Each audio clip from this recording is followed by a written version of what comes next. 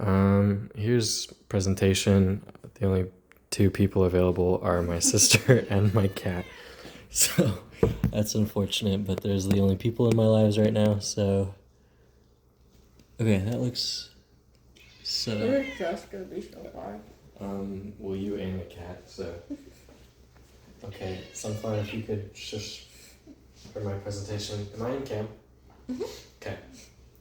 Hello, my name is Gavin Quinn, or Clark, I'm unsure at this time. And this is my persuasive presentation on why dating apps are not the future. So my thesis is that dating apps are actually extremely harmful to society. While many people believe that this would solve their loneliness and open up new opportunities for dating and relationships, it can actually lead to extremely damaged mental health, superficial relationships, and also very toxic relationship behavior. Cat, please. Well, why does this matter? According to Pew Research, adults between ages 18 to 25 are actually experiencing a loneliness epidemic, is what they are calling it. Over 300 million people are using dating apps worldwide, and even if you're not, it's creating a culture that is becoming very harmful to those who are using it. Now, our three big reasons that we're going to be talking about are, as I mentioned, the damaged mental health, our superficial relationships, and dating apps are also promoting very toxic dating culture. I apologize for the background noises. So let's talk about the mental health effects because these are huge. The increased anxiety from rejection and ghosting. Now, with use of dating apps, it's become very common for people to swipe through very quickly and lead to rejection. Also, let's say you get a match with someone through a dating app. Well, there's no obligation and there's no pressure like there might be for a relationship in person to continue talking. Therefore, a lot of people end up getting ghosted after they meet up with a partner, and it's creating a very low self-esteem environment. Now, as I just mentioned, low self-esteem from validation seeking. This is a huge problem. The confidence of our young adults and those above who are using dating apps is becoming utterly destroyed from the fact that people are seeking validation through matches or likes on their dating profiles. And when they do not meet these requirements, it's causing them to feel worthless in some cases. Now, despite an increased connection that these dating apps promise and many people believe to be true, it's actually not. The loneliness that is increasing is becoming a very big problem for our young adults, and relationships as a whole are dropping. Now, it is important to mention that with an increase over the years in dating apps, we've seen a decrease in marriage rates. That does not exactly mean that they're correlated, one causes the other, but they are correlated. Now, let's talk about superficial relationships, which is essentially a not real relationship. Now, due to how dating profiles work, it's essentially pictures of you or montages of you and your hobbies. That's the most typical thing that you'll see in a dating app when curating your profile. This means that the photos that you're seeing on screen are you and how you present yourself, and this is what people see.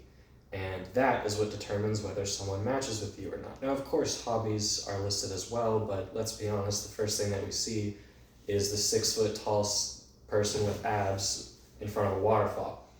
They're prioritizing this over personality and compatibility.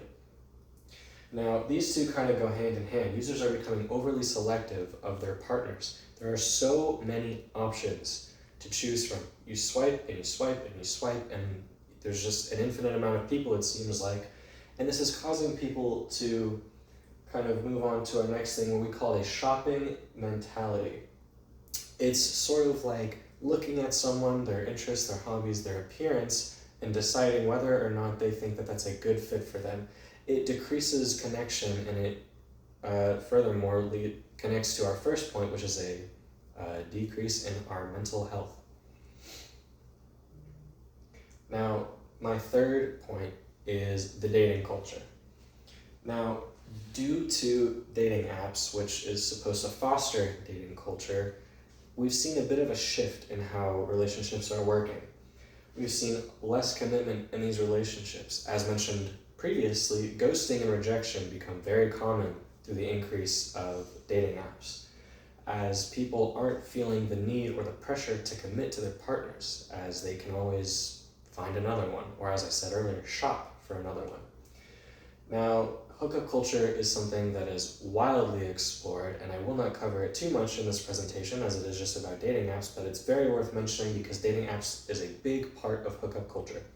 For those who don't know, well, I guess for the cat and my sister who don't know, hookup culture is essentially, in PG terms, meeting with a person for the sake of relations and then canceling that relationship, essentially. Now, this can go very hand in hand with all three of, or the other two topics. However, it's a big problem in creating long-lasting relationships.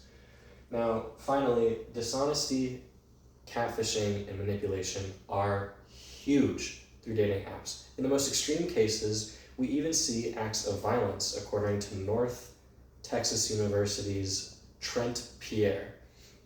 He finds that it is extremely easy for filters to be applied to photos and set expectations on the wrong, or set up wrongful expectations of people that you might find on dating apps. And that is called catfishing, essentially. Now, manipulation is also much more common, as once again, you are not meeting with this person face-to-face unless you decide to meet up, which can lead to manipulation and dishonesty, as they can't see you or your life, again, unless you decide to meet up. Now, in conclusion, when we take a look at how all of these things are affecting our dating culture and our mental health and just how we define relationships, it becomes very clear that dating apps negatively affect our emotional well-being. They reduce relationships to superficial judgment, and they encourage unhealthy dating behaviors, as I have mentioned. Now, what is the final takeaway from all of this? Well, for something that was supposed to promise connection and increase love and find people partners in such a declining, or in such a society with declining marriage rates and relationships, but in reality, while they might promise this, they deliver quite the opposite. Fatigue becomes extremely common, whether it's mental fatigue or social fatigue. Unhealthy relationship habits start to form and can become very difficult to break, and superficial relationships become ever more common, where it's not about love, it's about appearance or finding a quick partner to become intimate with. Now, these are all of my sources. I will say the most important ones are from Eric Tornberg here, and I found this one to be very important too. Anyway, thank you very much. That is all. I'm so proud of Victor's arm and mouth.